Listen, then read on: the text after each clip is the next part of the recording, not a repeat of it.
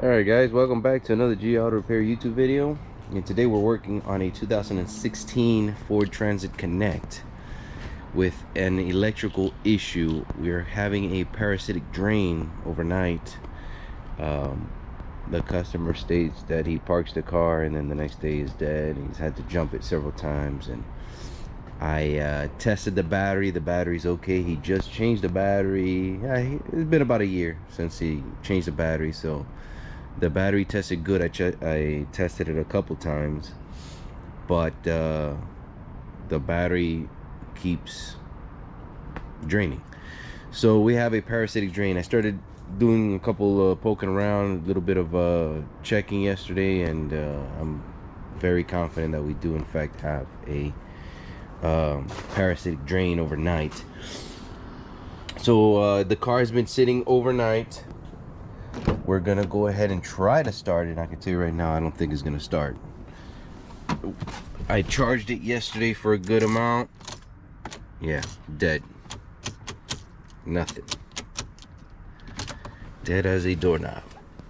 So what we're going to do today is we're gonna try to do some more checks and see if we can finally determine the cause of the parasitic drain. Now I've already done some checks yesterday, like I said, so I already have an idea of what route to take. What I'm gonna do is I'm just gonna kind of, for the sake of the video, I'm gonna backtrack and kind of show you guys what I did to get to where I'm at this point. And obviously the first thing I got to do now is charge the battery because it's dead. So as you can see, I've been poking around here and whatnot, so I'm gonna go ahead and get set up again. I'm gonna put the charger on there, charge it for a while, and set everything up, and then I'm gonna show you guys what I did. So stay tuned. All right guys, so we're back with the vehicle. I went ahead and charged the battery for a little bit there, and what I did do was disconnect the negative battery cable, which goes on that post there, and I installed in between a simple jumper wire. And I did that because I'm going to be inserting my amp meter in line. Yes, I know that's kind of elementary, but there's other ways of doing it now with the amp clamp and all that. But I tried doing that yesterday and I couldn't get the settings right, or I was doing something wrong. So just for the sake of simplicity, I'm gonna do it this way. And I seem to have gotten better results that way. Again, that's not a bad way of doing it. It's just it was too much mumbo jumbo, and I was kind of in a hurry at the moment, so I apologize. But I'm gonna do it this way. And just to show you, I'm gonna use my trusty Schumacher battery tester, just so you guys can see that the battery does in fact pass. And I'm just gonna go ahead and do this number here, and it's still kind of low. I did have it there for a little bit, but it may show up that it's weak. I may have to put it some more. No, there's an error now. Why is there an error? Why do I keep getting these errors on this stupid thing? Alright, let's try this again.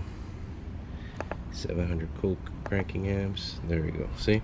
It says it's okay, but it's weak, which you saw that on the voltage. But yesterday I did charge it for a good amount of time, and it did pass as with an okay. I know this battery's okay. I know this battery's good. Maybe I should have left it a little longer on the charger, but that's okay. Excuse me. So some of the tools I'll be using is obviously a multimeter and this infrared flir gun. Now this is the flir is a little something kind of new to the industry. I don't know if I should say new because it's been out there for a few years already, but this is an excellent tool to find those weird little things, and I'm gonna kind of touch on that a little deeper into this troubleshooting as we go along. So the next thing we have to do is, one, I already read up on the specifications for the amperage draw, and If I remember correctly, it was 50 milliamps. That's 0.050 of an amp. Okay, that's 50 milliamps. Anything above that, you'll run into a problem. If I remember correctly, yesterday the draw was about 2.5 amps, which is way out of specifications. And then it will kind of trickle down, settle about 1.9, 1.8, and eventually it will, sometimes it will dip down to half an amp, and then it'll bounce right back up. So I'm thinking there's a module that's staying awake, and I got an idea of where to go, but just for the sake of this video, I'm gonna backtrack everything. So the next thing I want to do is I want to open the doors and kind of trick the vehicle that the doors are closing, because you're going to be going in and out trying to reach fuses, relays, modules, and things of that nature. And every time you open up the door, you wake up modules. We do not want to wake up modules during this test, because you will get an erroneous result. So as you can see, when you open the door, everything turns on here. The radio display turns on, the instrument cluster turns on, the interior lights turn on. I have it off, but they do turn on. So when you close the door, after a few seconds, they'll dim out and they'll turn off. So I'm gonna leave this on for now, just to give me an idea that I'm on the right track. So to do that, to trick the car into thinking that the door is closed when it isn't, I'm just gonna take a simple pocket screwdriver and go right here to the latch. Let me give you guys a better view here. Go to the latch here and just close it, just like that. See? And I'm gonna do that to the driver and the passenger door. So I'm gonna come around here, go to the passenger, and do the same thing. Now the car's gonna think that the doors are closed, but they're really not. So, and obviously when we're done, we gotta correct this. If not, we won't be able to shut the door. There, simple as that. Now to undo this, you would stick the screwdriver here, pull on the handle, and then pull this out, and it will correct itself. So I'm gonna leave this wide open just so you guys can see. And we're gonna observe this light here. You're gonna see it's gonna dim out here in a minute and it's gonna come off.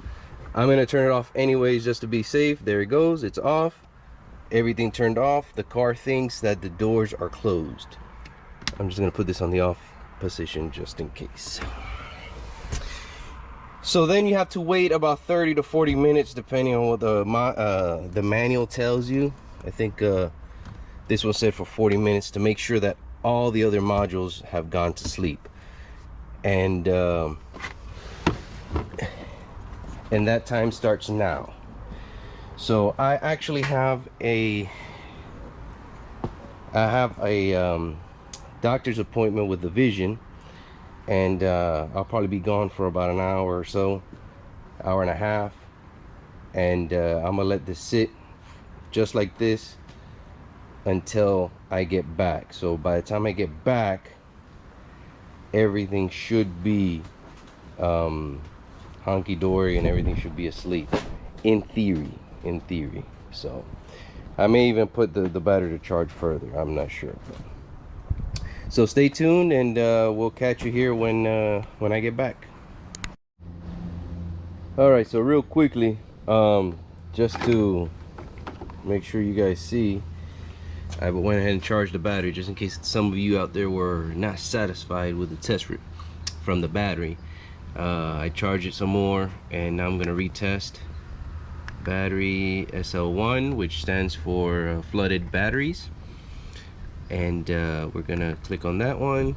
Cold cranking amps, which is 700. Boom. Okay. See? So we're good. That shows you that this battery is in fact good. So just a quick test I wanted to do real quick before I go, so to satisfy those of you who may have not liked the test results. So I'll be back here shortly, and then we'll jump into the rest of the troubleshooting. Alrighty then, so I am back. It's been a little over an hour since I've left, So everything in this vehicle should be asleep. Just to reiterate, I'm going to use these tools here, my multimeter and a infrared camera, and I'm going to explain why here shortly. And I dropped my thing.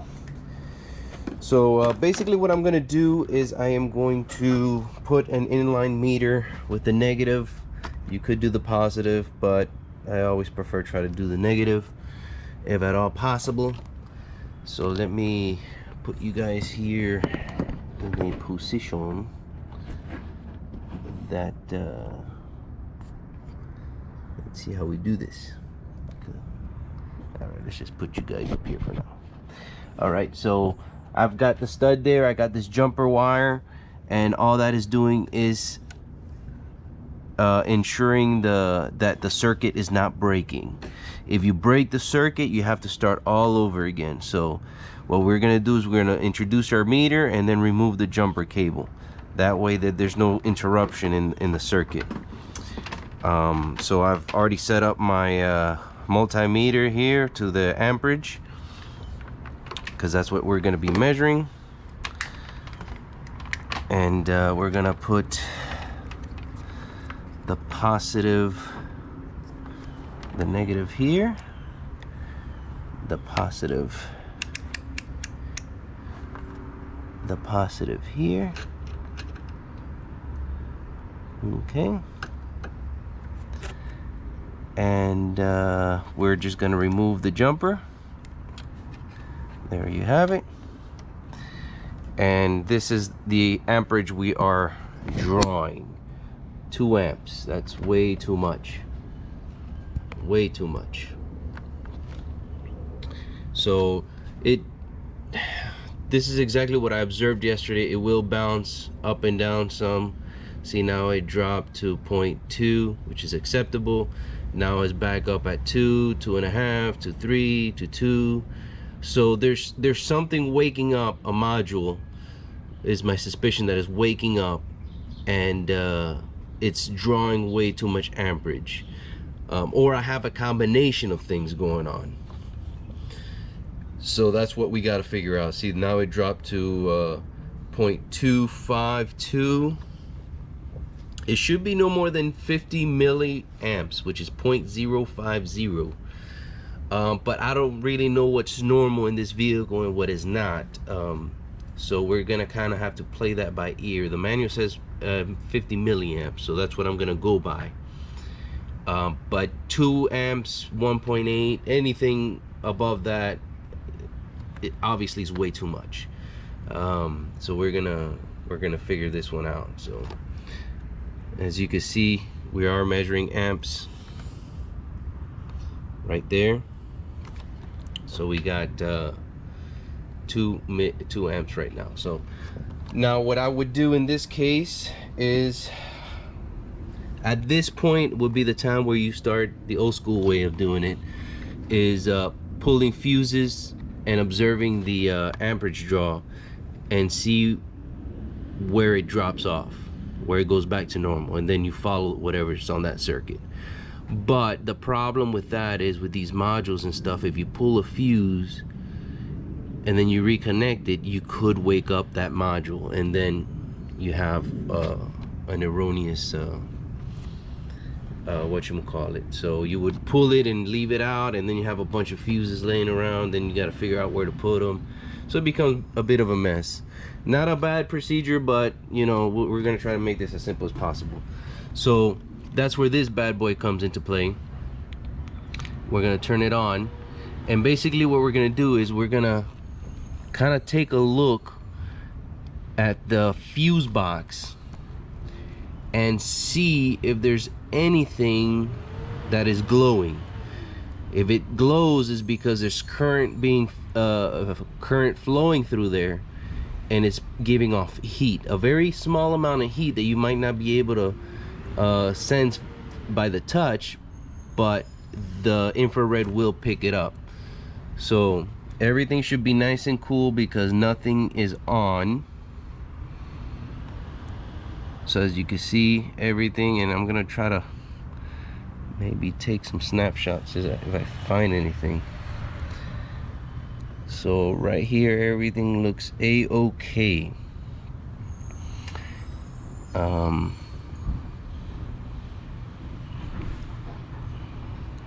Everything looks pretty good here. So nothing jumps out at me right here.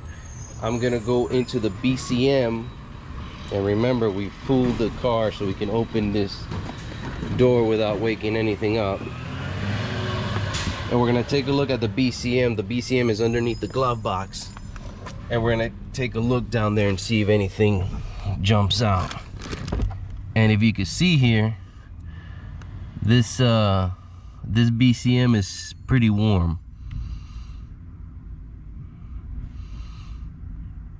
Okay,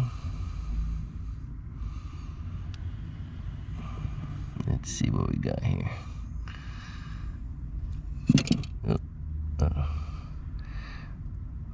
Let's see if we got anything in particular. Okay. So yesterday when I was looking at this, I noticed that this whole section here was pretty hot. I mean, it was this whole square right here, and it looked like this fuse right here, and this might be difficult for you guys to see, was glowing. Well, all of these were kind of glowing, but this one seemed to be taking the cake. So we look up here. Okay, see, this looks pretty warm here. So something here at the BCM, more than likely. Now there's one more fuse box in the back, and everything here looks pretty good. Everything here looks pretty good.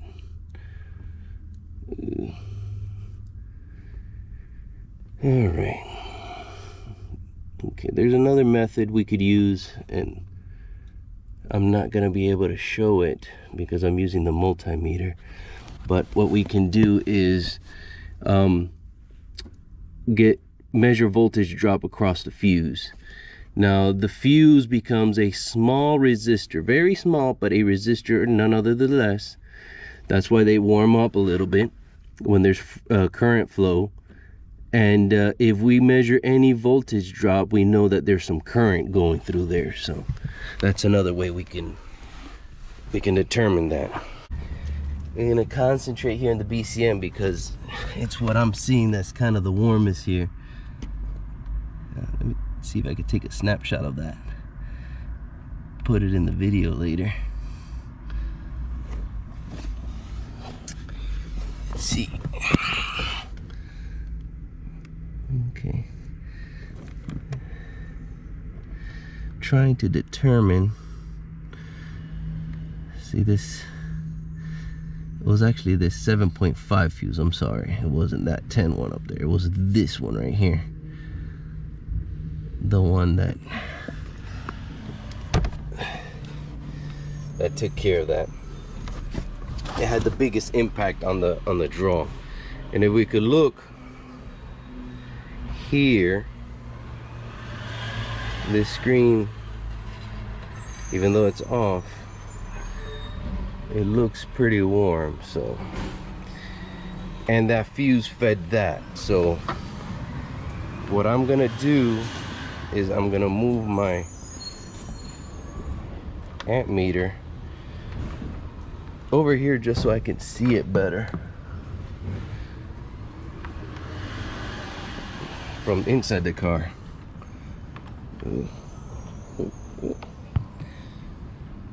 Okay, just so I can see it from inside the car.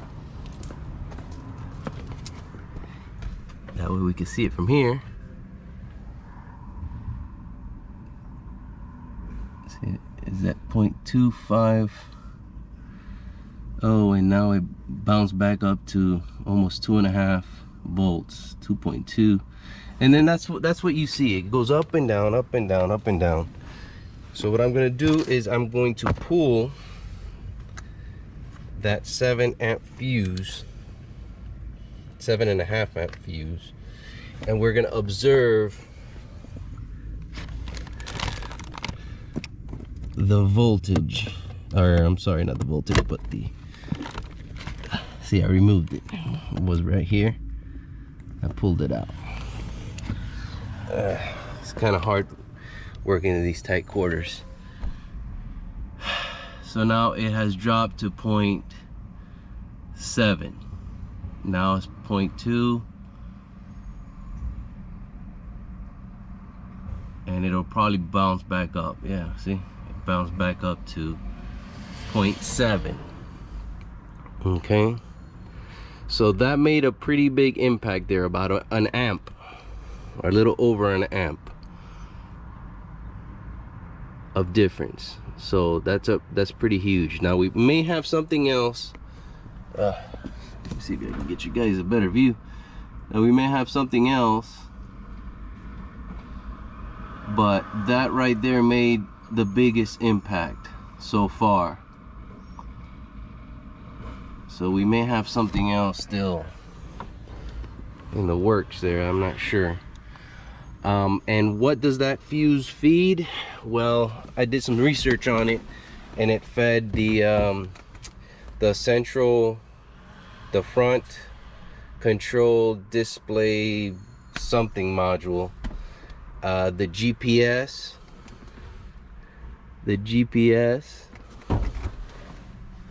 which is right in here. Okay, I believe it's in there. The GPS, and let's see, we got some warmth going on in there. And what was the other thing? The audio something. So it's pretty much here and up here. So now we got to see which one of those is the culprit, so to speak. So we've disconnected that fuse, so that should be the end of it. And now we got to figure out if we got to kind of separate the modules to see which one of the three is giving us the issue. So what I'm going to do is I'm going to figure out how to pull this out, so I can get to where I need to get, so we can start unplugging things. So I'll be back with you guys shortly. Alright guys, so I went ahead and removed all these covers. This just pops out like so, and then there's two little Torx screws that go to this, that's secure right there, and then this just pops out, obviously using these little plastic tools to not damage anything. So if we get the infrared and we point it at this, we can see that seems pretty warm. It seems like that is pretty warm there. All these things there in the middle, the screen and this big module thing here. There's a short way of saying this, I just forget, is the FCDIM, I think is what it is. And there we have the display too. So all that seems pretty warm. Not 100% sure if that's normal. Let me take a screenshot of that. But at least it's worth the investigation. So now what I gotta do is I'm gonna go ahead and put the fuse back in there. We're gonna see the amperage pop back up. Let's see. There, so we got it up, as we can see there.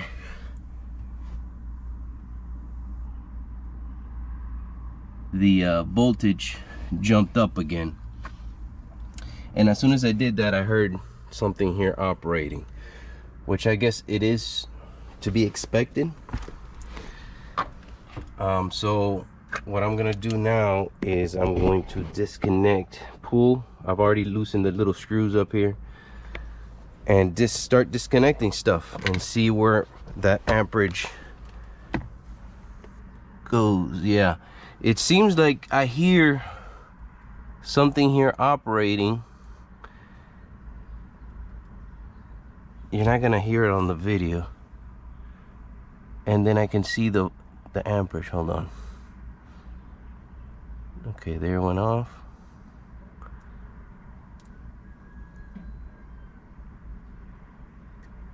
There, I hear some stuff going on in there.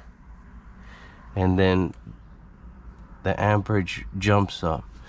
So I'm thinking this is gonna be our culprit right here.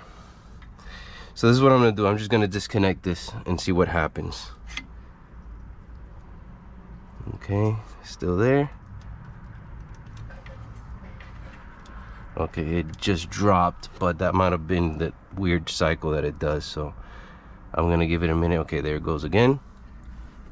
I hear it. Disconnected. And it dropped to 1 amp. Okay. It dropped to 1 amp. I don't know if this is these two connectors here. I think these are antennas and stuff. Let me see. How do you disconnect this?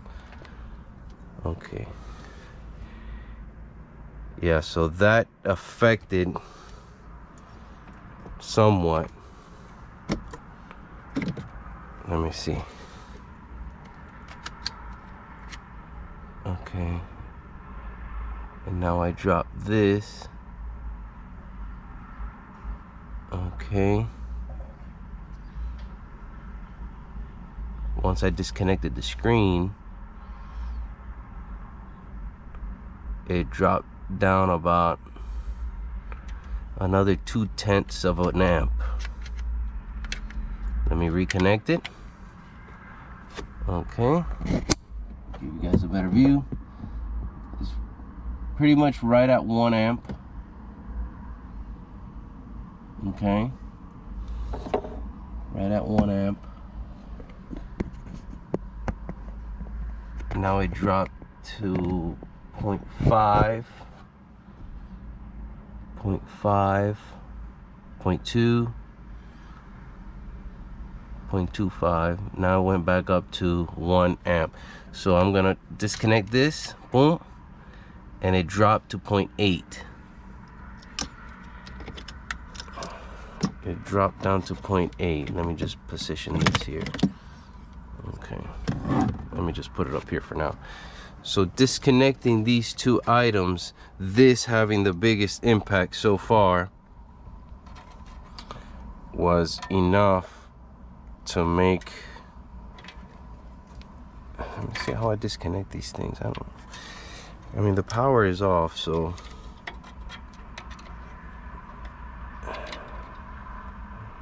how the heck do you take this off?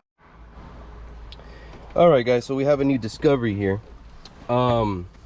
I pulled fuse number 69, which is a 5 amp fuse, from the BCM underneath the glove compartment down here, and everything immediately went down to 0 amps.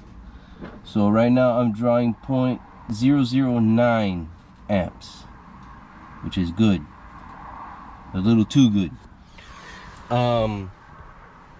So that fuse, fuse 69, feeds the instrument cluster, okay, which was one of those things that were kind of warm too when I pointed. I don't know if I showed that earlier in the video or not, but that too was kind of warm there, like it was drawing amperage. So that kind of raised my eyebrow a little bit. So I was like, So what I decided to do was reconnect these, the display and this module here, which is pretty much the CD player, radio, whatever, the audio. I may have those modules mixed up because there's several that appear to be the same thing. I don't know if they're sandwiched into one. You have the front control display interface module. I think that may be this screen here.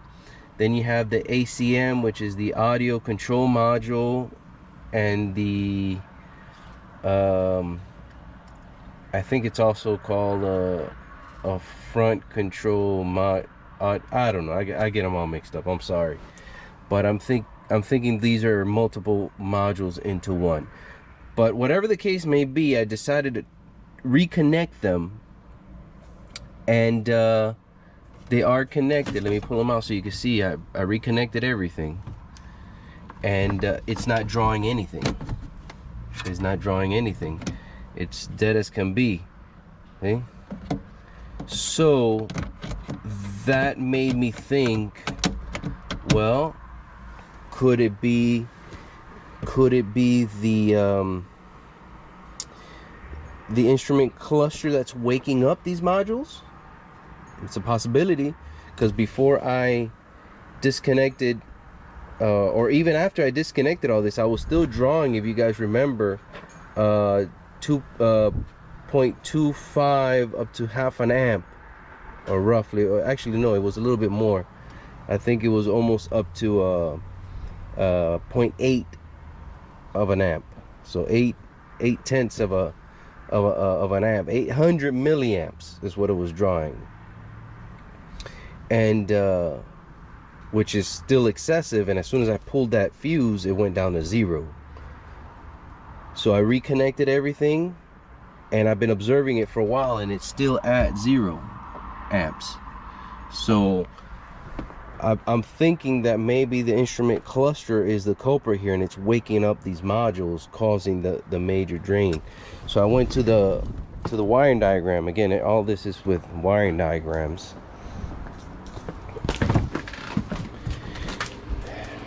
So I came here to the wiring diagram, and I started seeing, well, what is the connection between the instrument cluster and the audio? So as you can see here, here's my instrument cluster right here, okay, and it communicates through the MS can and the I cam. And if you follow these, obviously they split out. You can see over here you got the front controls interface module, sync gen 2.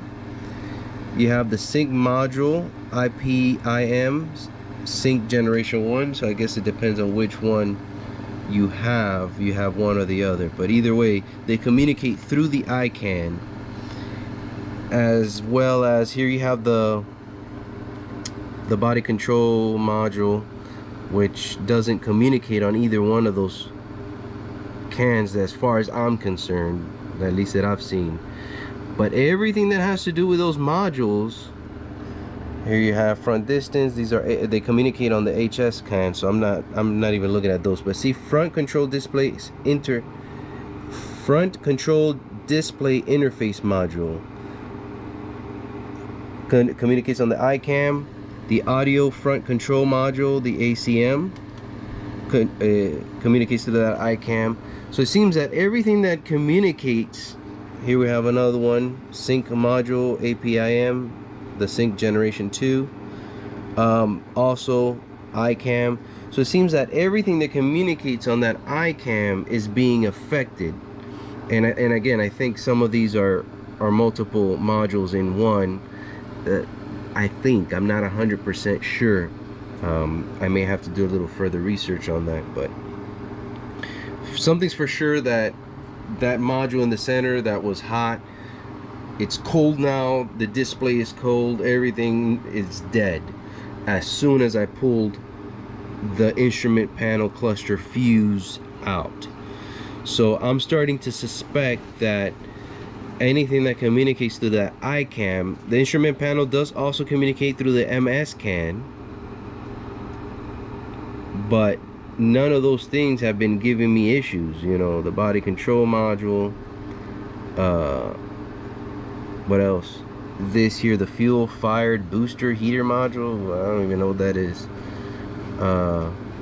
passenger door module, trailer module, driver door module, global positioning system module, the GPS communicates on that MS, and you know, the sync module and all that also communicates ICANN and MS. So there's several things that communicate through the MS can, So, but the common denominator here seems to be that ICANN for all of these audio stuff. So I guess I have to do a little bit more research and see what those two modules there that I disconnected are exactly and what it incorporates, just to make sure that I'm not kind of jumping into a rabbit hole here and wasting time. So I'm gonna do a little bit more research on that, but I'm thinking that maybe the culprit is gonna be the instrument panel cluster that is kind of waking up these other modules. So I'm gonna do a little bit more research on that, and then I'm gonna try to figure out to see if I can confirm that somehow. Alright guys, so just to give you guys an update of what I've done, I've been actually kind of working on this other car, but what I did was I opened this back door because I got tired of crawling in and out of that thing. So I did the same trick. I opened it up, and then I closed the latch here to fool the car into thinking it was closed, and now I got an easy access here to these fuses. So what I did is I plugged that 7.5 amp fuse that goes to the instrument cluster. Everything came back alive. I had to wait a while, first of all, while these modules went to sleep, because I had opened this, so it took me about 30 minutes or so to do that. And then I replugged that fuse, and I don't know if you guys can see it from here. I don't think so, but we're sitting back to where we were before, about 2.4, 2.2, then it'll kind of trickle down to 1.8, and then it'll drop down to 2.5, and then it climbs back up. So every time that audio module, whatever it's called, because now I'm confused, turns on, that amperage goes up. So what I've determined so far, like I mentioned earlier, that I think the instrument cluster is waking up that module. So I don't think it's the module itself, the front control instrument, whatever, blah blah blah display, that's being woken up, and I think it's being woken up by the instrument cluster. So to kind of test that theory that I showed you earlier about the ICANN and the MS CAN, I got some fuses here that go to the door modules and the rear trunk latch module or whatever, and it's going to be these four, and they communicate on the MS CAN bus. So what I did is I pulled these fuses after I did all that, connected all that, and observed it, and it made no difference whatsoever. So that's kind of helping me to get a little more confident into pulling the trigger on one of those, probably on the instrument cluster, because I want to make sure there's nothing else on that bus that was causing the draw, that is strictly on the ICANN bus. And everything on that on the ICANN bus is pretty much the audio, and this module, the screen, and obviously the instrument cluster itself communicates also on that CAN bus, as well as the MS bus. So I tried to eliminate any modules on the MS bus to see if anything else is you know, being woken up or whatever.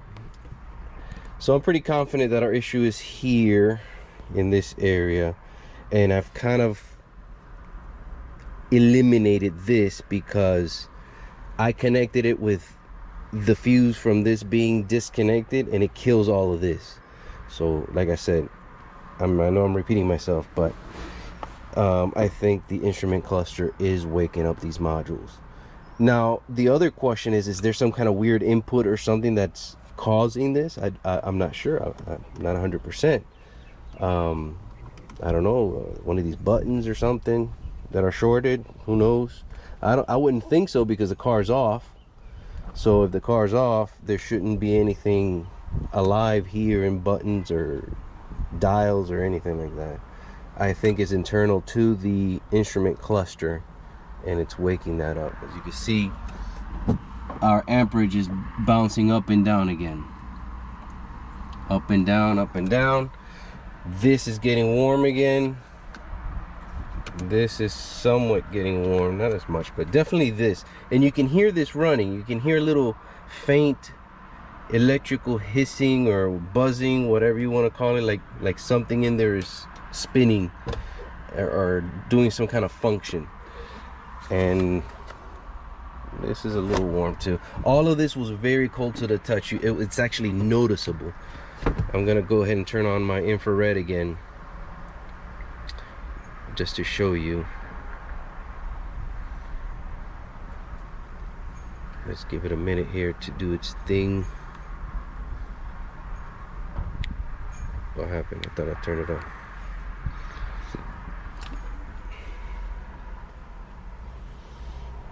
Let's give it a minute to think. So yeah, I'm pretty confident that we're on the right track. We're on the right track. As you can see, this is all warmed up here. See, all that is nice and warm. This is starting to illuminate a little bit too. Now before, all of this was cold. You can see there. So I'm confident that I'm on the right track. So let me go ahead and pick this phone call up and I'll be right back with you. All right guys, so we're back with the Transit Connect. So what I did was I took this off just to get to the connector back here, and as you can see, I did disconnect this again. Okay, this is all disconnected. The screen is disconnected, and the voltage, I'm sorry, the amperage only dropped to the highest it's reading now is 0.8, and then it drops down to 0.25, and it kind of just bounces up and down. See, to 0.27, 0.24, and then it goes right back up to 0.8 something. See? So what I did then was disconnect this, and all of that went away. So I am confident that my issue is gonna be here, and this is, I'm just going a little above and beyond, you know, just for the sake of doing all that we can to make sure we do a proper diagnostic. I pulled all this out just so I can disconnect this connector and isolate this module. As you can see, we're still drawing almost an amp at the highest point. So I'm gonna disconnect. I'm gonna let it get to its highest point right now, and I'm gonna disconnect the control, this what do you call this, the whatchamacallit. All right, so I've disconnected the instrument cluster. I had a brain fart. The instrument cluster, and the amperage dropped to 0.009. So it hung around for about an amp for a couple seconds, and then it just completely dropped. I don't know if you guys can see that here. I'm sorry, because I got the amp meter outside. But there you have it. It is off. The drain is gone. And all I did was disconnect this. Now granted, this is disconnected. I'm gonna reconnect it now just to show you guys what it does. So I'm gonna connect this back here. Hold on. How is this? There we go. Boom, that's connected. It went to 0.21 amps. Just in case you guys can't see it from here. Okay, so it's at 0.21 right now. Well, I gotta connect this too.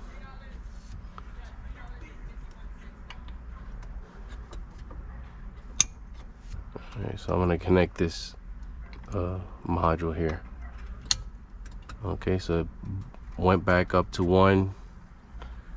I hear it doing its little humming in here, and then it should drop right back down. Boom, there it is. It dropped right back down to 0.009 amps. Let me give you guys a close-up of that. And there you have it. It is completely, the only thing I've isolated is this, and everything is done. Quiet as a mouse. So that leads me to believe, as a matter of fact, what I should do is also connect at least the face of this, just to make sure we're not okay,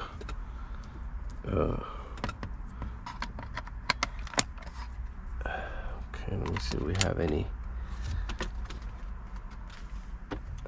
I'm just gonna present it there, and there it is. Nothing. The only thing I have disconnected up to this point is the instrument cluster, and we have that amperage. So I called a buddy of mine, Eddie, over at Leo's speedometers over in Medley. Real nice guy. I really enjoy talking to him when I do. He's done some work for me in the past, and really real knowledgeable. So I told him what was going on. He was like, well, you know, the way to make sure is to pull it out, bring me the instrument cluster, and I'll bench test it, make sure it goes to sleep, and if there's something shorter or something, we could try to repair it. And he said, but it's rare that an instrument cluster will wake some other modules up. In his experience, normally it's something else waking up the module, the instrument cluster. So that's why I went ahead and just let the car sit with the car sit with the instrument cluster installed and all of this disconnected for at least over an hour. It would not go to sleep, the instrument cluster. And I let it sit there, like I said, for about an hour. So now it's when I went ahead and disconnected, everything goes to sleep. I'm probably going to observe it for a few minutes just because. But to me, this is going to be my issue right here, the instrument cluster. I'm pretty confident that that's going to be my issue. So worst case scenario, I'm just going to let the car sit overnight with the instrument cluster disconnected and see if the battery dies overnight, which I'm pretty sure it won't. That tells me everything. That right there tells me everything. See if the radio works without that disconnected. I don't know, just do a couple of simple little FYI tests and stuff like that. But I'm probably gonna take this to my buddy over at Leo's speedometers, let him deal with that, and he'll further tell me what the issue is with it. And then we can determine if it's repairable, or do I have to go and order a new one from the dealer. So I'm trying to not go that route if at all possible. I don't know if there's some programming. I'm pretty sure there is. Everything is programming now. I do have the means to do it, so I'm not worried about it. But if I can do it cheaper by repairing it, then I'd rather do that and help another business out in the process. So I'm gonna conclude right now with this. This is probably not the end of the video. I want to do some more. I want to see if I can get it repaired and then get an after whatchamacallit. But for right now, this is all I can do. There's nothing else I can do. So thanks a lot for sticking around up to this point, and we'll see when we get some more info. Alright guys, so it's the next day. Just real quickly, I want to go ahead and why is there water here?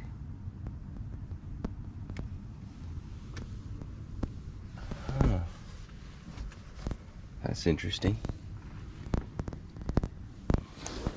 Oh, I see. It looks like we have a little bit of water intrusion. Okay. Well, it's the next day, and I just want to do a quick test to make sure that the battery's not dead, which I don't think it is, because I heard some stuff come on when I opened the door. Okay. And there you have it. No dead battery. Like I was saying earlier, my battery kind of ran out. I found some water. It's kind of dark in here. It's a really crappy day here in South Florida. Let me open this door, see if I can get more light in. And pull out my flashlight. It's a crappy day here in South Florida. It's been raining with all this storm and all this junk coming through.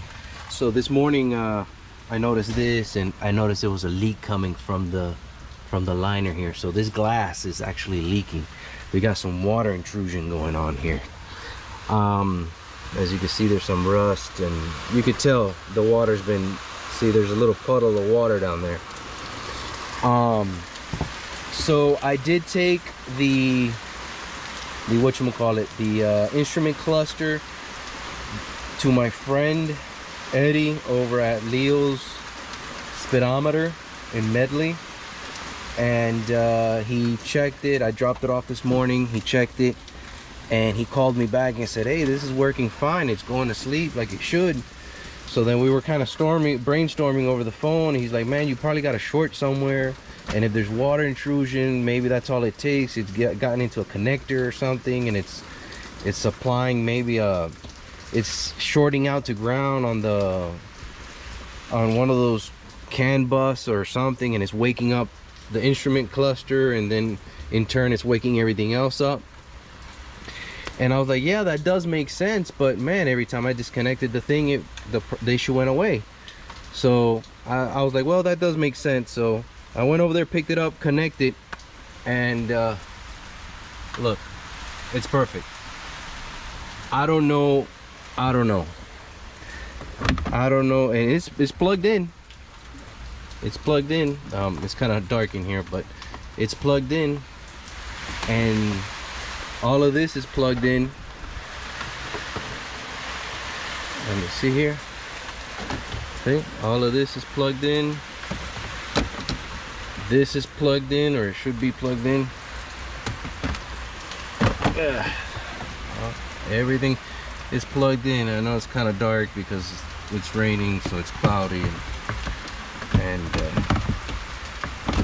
I don't got my flashlight on right now, but let me just kind of throw all this back in place real quick.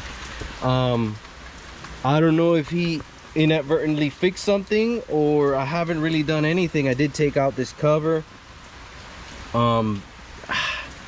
I wish I knew. I don't know. All I could tell you is that that drain is gone. That parasitic draw is vanished. I don't know. It's weird. Now if I push this button here, you get that spike there. See, if I push this button, and you can hear everything else. So I don't know if maybe water dripping on here had messed something up with the buttons, shorted something out, disconnected these connectors, and I'm not sure. I'm stumped now. So see, it went to sleep immediately. After I don't know how many seconds it went to sleep. So I don't know. The problem has fixed itself somehow. I'm gonna have to call my buddy up tomorrow morning again, just to let him know what happened, and I don't know, see what he thinks, because he told me it was working fine. He did a bench test and he opened it up and it looked very clean. It didn't look like there was no moisture or anything. So he said that instrument cluster looked perfect, and he would plug it up on the bench and it would go to sleep with no issues.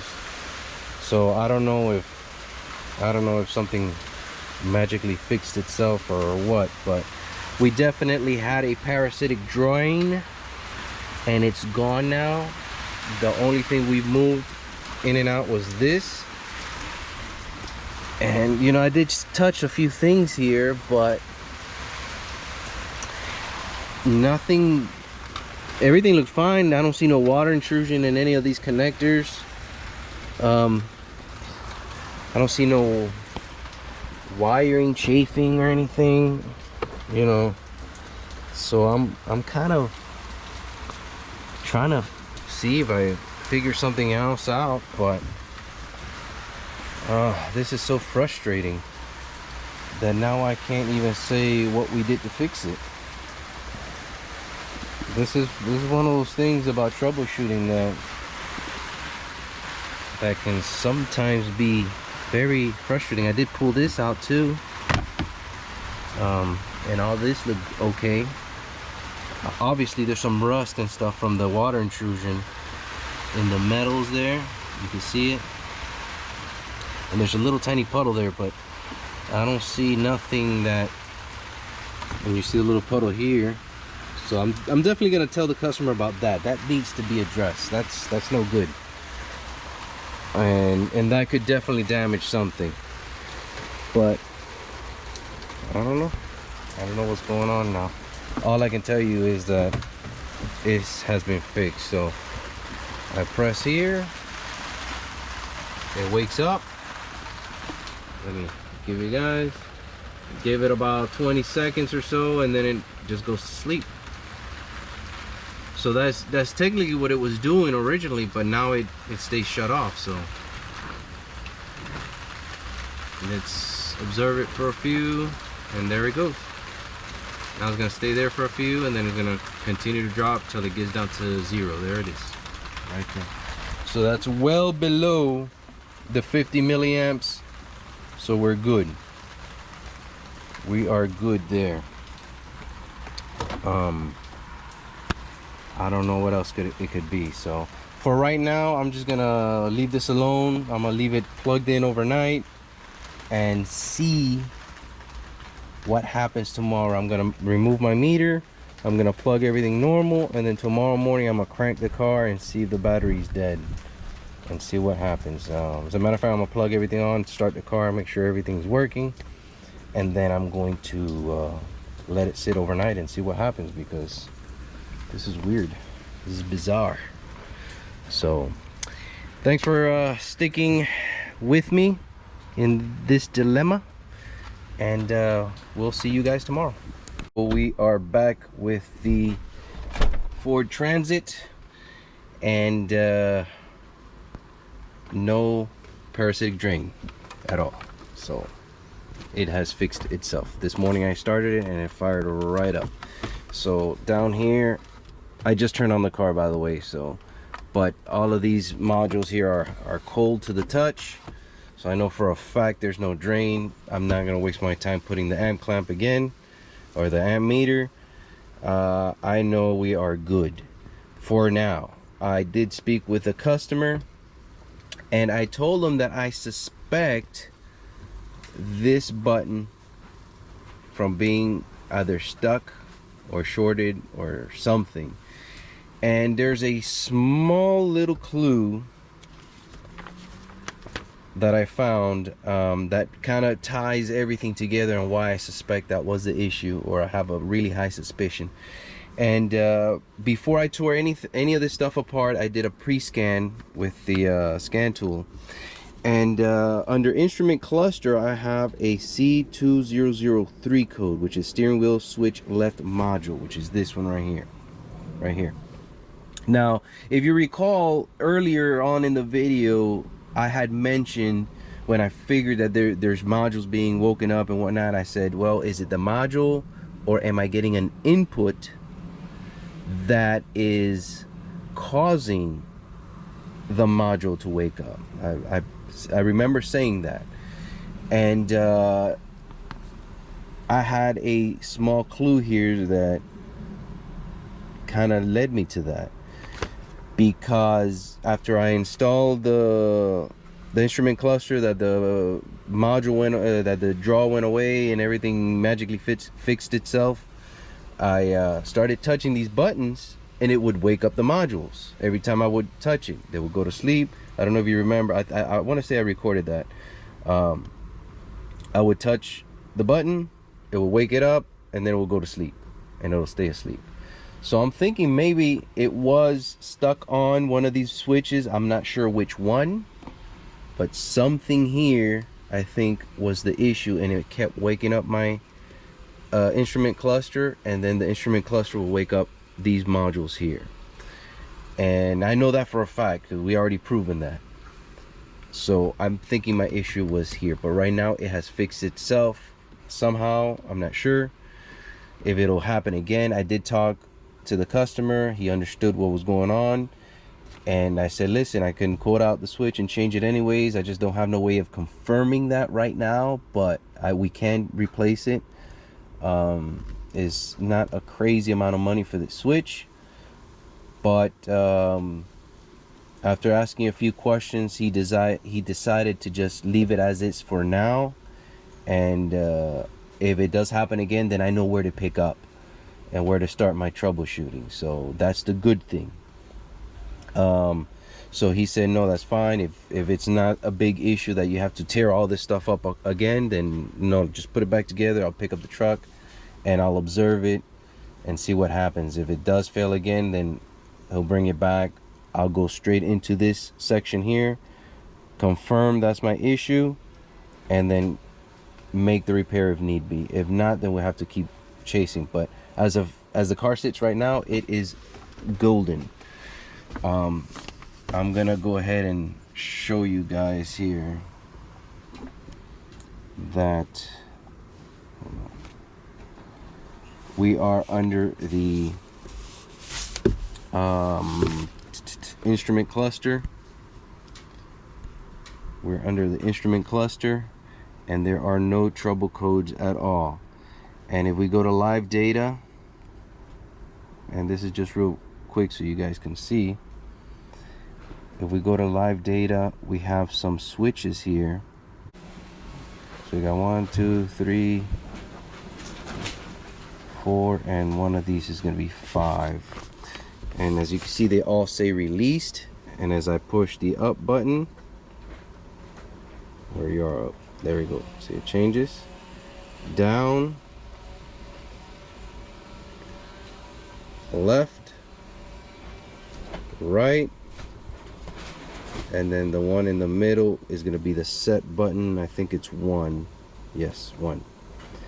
So there you can see all the buttons are working right now. So I'm sure at some point it was kind of stuck on and it kept waking up my modules.